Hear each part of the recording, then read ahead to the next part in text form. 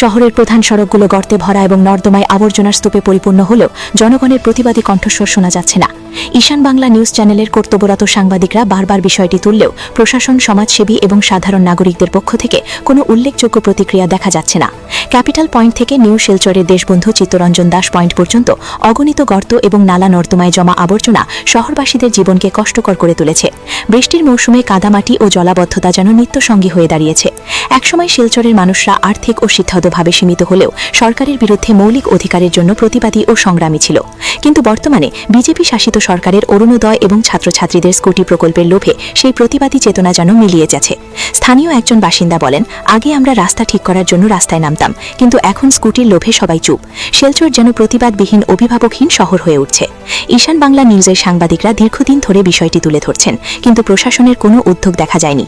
সমাজসেবী ও বুদ্ধিজীবীদের মধ্যেও নীরবতা লক্ষণীয়। এমন অবহেলা শহরের উন্নয়নকে বাধাগ্রস্ত করছে। জনগণের প্রতিবাদ ছাড়া পরিবর্তন সম্ভব নয়।